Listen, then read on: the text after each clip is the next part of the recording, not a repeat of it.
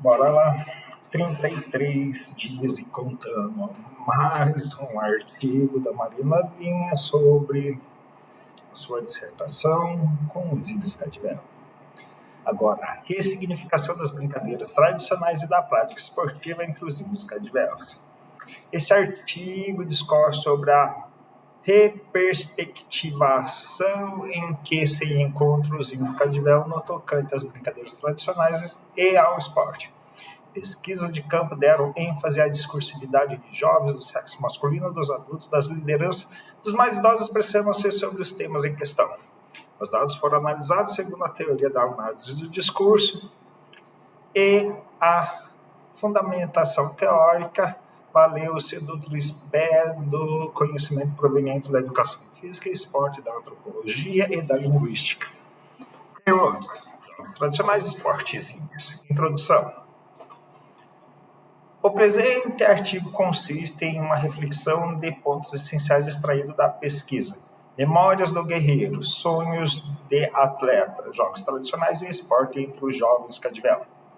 Esse estudo foi pensado a partir da minha atuação como coordenadora do NUEEI, Núcleo de Educação Escolar Indígena, da Secretaria do Estado do Mato Grosso do Sul, de 1991 a 1996. Em 1997, cursando pós-graduação, foi iniciado o processo de pesquisa de campo com inserção periódica na aldeia bodoquena.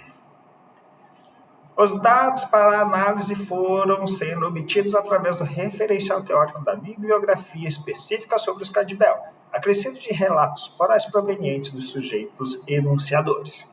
A escolha destes foi consoante os temas de interesse da pesquisa, brincadeira e esporte, tendo como pano de fundo elementos históricos socioculturais da memória dos mais idosos.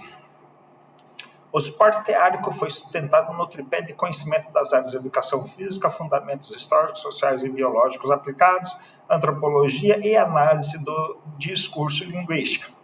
A teoria da análise do discurso está situada na perspectiva da análise da linguagem, caracterizada na escola de linha francesa a partir dos trabalhos de Michel Pechels e desenvolvidos no Brasil por Eni Pulcinelli Orlandi, da Unicamp. A utilização da análise do discurso no presente trabalho é uma das pioneiras na área da educação física, esporte e lazer.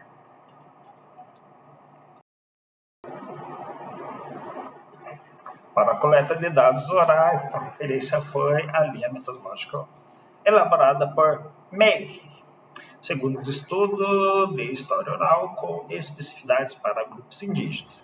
Nessa perspectiva, várias entrevistas foram realizadas com conversas em que a pesquisadora mantinha mentalmente a estruturação das perguntas e, por várias vezes, a participação foi coletiva. 2 intérpretes auxiliaram na tradução dos depoimentos gravados em língua cativeiro, sendo uma das entrevistas realizada com tradução simultânea. As perguntas foram organizadas em consonância com os temas brincadeiras tradicionais e esporte e foram aplicados a jovens de sexo masculino, adultos, idosos e lideranças. O eixo da pesquisa foi a oralidade discursiva dos informantes, sustentada pelo método da análise do discurso, a qual, obtendo-se da ideia de verdade total sobre aquilo que foi dito, trouxe à tona o modo como aquilo estava significado nos bastidores da linguagem. Vale observar que, nesse artigo, os discursos das fontes orais foram suprimidos devido à limitação de espaço. Entretanto, eles são encontrados na íntegra, assim como as descrições das 47 brincadeiras tradicionais e a visualização das figuras na pesquisa mencionada no início do texto.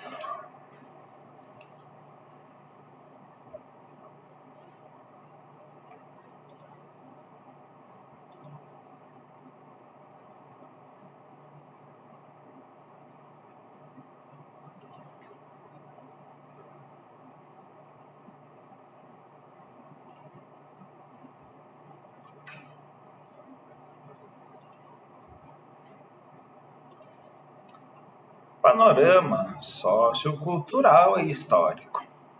Os Mbaiá-Guairacu, tronco da origem dos Cadivel, eram formados por vários subgrupos, nômades e guerreiros, habitantes da região do Grande Chaco. No século XVI, os Mbaiá-Guaicuru conheceram o cavalo com os espanhóis. A inserção deste animal alterou a vida sociocultural, política e econômica do grupo, que lhes valeu reconhecimento como índios cavaleiros. Ribeiro, 1980.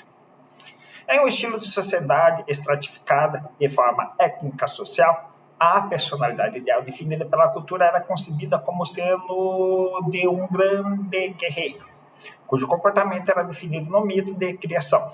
Portanto, índole guerreira não foi formada em consequência do contato com os brancos e da integração do cavalo. Esse espírito já estava elaborado anteriormente, foi reforçado e desenvolvido pela incorporação do cavalo e pela necessidade de impor resistência aos espanhóis invasores.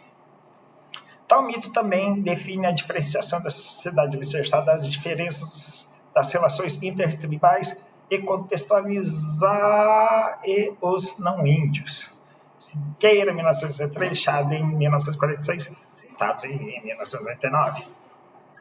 Nos dias atuais, a estratificação perdura de outra maneira. As categorias de alteridade construídas a partir das relações sociopolíticas, históricas e econômicas se manifestam em formas de rituais breves, os quais marcam a iniciação das crianças e jovens e explicitam no interior da seleção social cadival a importância da socialização dos mais jovens, do aprendizado das festas e rituais e o seu reconhecimento na vida intercomunitária.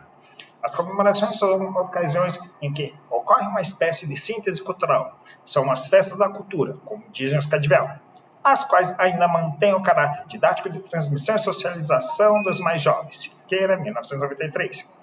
Recentemente, além das festas, tem havido a realização de torneios esportivos organizados por responsáveis pelo esporte e cultura, em comemorações de datas cívicas nacionais, organizadas pela escola da aldeia. Por vezes foi realizado um evento esportivo em datas reservadas a festas tradicionais. Tal fato detectado pelos mais velhos e outras pessoas da comunidade. Foi comunicado às lideranças. Esse tipo de filtragem interna nem sempre é visível, mas funciona como um regulador para com as interferências externas. Entre os cadiveus ficou decidido que algumas comemorações seriam contempladas meio a meio, e parte com o esporte e outra parte com a cultura. Considerações sobre as brincadeiras tradicionais. As brincadeiras mais específicas do Grande Chaco ficou conhecida como chueca. Diferentes povos indígenas haviam brincavam usando uma raquete em forma de colher e uma bola feita de fibras de vegetais e dois grupos jogando. Esse tipo de jogo foi encontrado em outras partes, a saber, na América do Norte é conhecida como chini, e no Chile como palim. Essa brincadeira é fortemente enraizada entre os índios Mapuche ou Araucanos do Chile. Também guerreiros recebiam educação tradicional no passado, estando a oratória oculta às tradições, o respeito aos pais, o amor à terra, a prática dos jogos rituais e esportivos na base de suas formações. Eles, num processo semelhante dos cadivel, se destacaram por sua enérgica e valente oposição à ocupação espanhola. Atualmente, esses índios retomaram do passado o jogo de palim e o converteram em jogo nacional chileno. Olivares, 1904, Reis, em 1994. Entre os Mbaiá-Guaicuru, havia uma grande variedade de brincadeiras presenciadas e relatadas por Chances Labrador, 1910, que permaneceu entre eles em 1770, e por Bojani, 1945, que por dois períodos, 1882 e 1896, permaneceu junto ao grupo. Em ambos, no período compreendido por 100 anos, foram registradas, entre outras brincadeiras, a peteca, a chueca e as corridas com cavalo. Atualmente, entre 97 e 99, parte do acervo tradicional de brincadeiras mantidas na oralidade foi registrado por via 1999. A organização seguiu parcialmente a proposta elaborada por Melly Hanson. sendo contemplada ou suprimida segundo as adaptações às especificidades do próprio grupo indígena. 3 brincadeiras historicamente existentes, como as corridas a cavalo, têm ocorrido apenas em ocasiões especiais, devido, entre outros fatores, à mudança do papel histórico na função do animal e à forma lúdica como são atualmente apresentadas. A brincadeira peteca foi praticada durante algumas fases da pesquisa de campo, estimulados pela memória dos mais velhos, mas não está sendo usualmente praticada no período das colheitas. Houve intenção em conhecer o jogo de peteca na forma de esporte como está sendo difundido atualmente. Quanto à chueca, não foram observados sequer vestígios de sua prática apenas memórica. Foram registradas 47 formas de brincadeiras, do presente e do passado, ou seja, 2 apresentando variações quanto ao uso da bola, feita com fibra vegetal ou em forma de peteca, uma usando a forma de arremesso com um cilindro de ferro, 13 uso de animal, principalmente o cavalo, e com menor frequência o touro, 8 em forma de combate belicoso entre duplas ou coletivo, 15 com locomoção, sendo 3 na água e 12 em terra, 6 de lançar arremessar, com uso de flecha, e 4 tipos que incluem festas envolvendo pequenos ou grandes grupos. Em sua grande maioria, essas brincadeiras ocorreram no passado, estando 31 delas vivas na memória dos mais velhos. No presente, 17 delas são praticadas rotineiramente ou apenas em circunstâncias especiais. Considerações sobre as práticas esportivas. O esporte, visto como fenômeno socialmente construído, tem sido analisado por pesquisadores de diversas formações. Neste artigo, há uma breve teorização sobre o esporte, com vistas a fundamentar alguns aspectos culturais brasileiros e a diferentes leituras sobre o mesmo em grupos indígenas. Inúmeras sociedades deixaram registros de atividades físicas significativas, por exemplo, os povos indígenas de diversas regiões, grandes civilizações, reinos da Europa medieval. Enfim, as sociedades contemporâneas não foram as únicas a sentirem prazer com tais atividades, mas, embora diferenciadas de acordo com o estilo da sociedade, época, lugar, classe social, o que chama a atenção é que elas são sempre mencionadas, relacionadas com a organização social. Elias, 1992, página 191, Prone, 1998. Ao longo dos últimos 5 séculos, nas civilizações europeias, as atividades recreativas foram dando origem às competições físicas organizadas, com o desenvolvimento de modalidades diferenciadas de autocontrole das emoções e da esportivização dos passatempos das classes guerreiras. Processualmente, acompanhavam as transformações socioculturais, políticas e de personalidade, principalmente do estilo guerreiro para as formas socialmente mais aceitas, com regras de etiqueta convencionais para aquela sociedade. Em meados do século XVIII e décadas iniciais do século seguinte, as atividades recreativas estiveram circunscritas às classes altas e em meados do século XIX envolveram mais as classes médias e posteriormente as operárias. No Brasil, de forma geral, por falar do domínio relativo ao esporte e dentro dele o futebol, da Mata, em 1972, observou distinções entre jogar futebol e brincar. Brinca-se carnaval, mas joga-se futebol, página 27. A associação entre futebol e jogo denota 2 ideias que seguem juntas. A primeira é a ideia de que jogo de azar também é marcada pela expressão jogo. E segunda, o esporte é vivido e concebido como jogo. Portanto, embora seja uma atividade que requer táticas e técnicas, também depende das forças incontroláveis da sorte e do destino. Muitos dos comentários pós-jogo traduzem o fato de que um dos times não jogou somente contra o treino do adversário, mas também contra o destino. Observa o autor. Não, por acaso a loteria esportiva, toda voltada ao futebol, permite atualizar as associações de um sistema de valores em que há o apelo mágico das entidades sobrenaturais, das chamadas religiões afro-brasileiras e o do catolicismo popular. Nesta associação de sorte ou azar, que proporciona elevadas quantias em prêmios a vários jogos de futebol jogados entre o real e o imaginário da população brasileira diretamente em sociedades da América do Norte e Europa. Duas ideias seguem separadas. Primeiro, os Estados Unidos e a Inglaterra usam a expressão gambler para os jogos de azar, algo distante do significado de esporte. Embora possa fazer parte das organizações esportivas, e segundo a tônica da conceituação esportiva, é a competição, a técnica, a força, ficando a sorte em último lugar. Tem tudo a ver com o realce no controle do físico e na coordenação de indivíduos para formar uma coletividade. Tudo, enfim, que conduz a uma luta pelo controle do mundo exterior ou do que vem de fora. Amata, 1992, página 25. Com tais premissas, o autor envereda em áreas de domínios do esporte, realçando e aprofundando outros aspectos da complexidade de cada sociedade, visto que um está contido no outro, afirma ele.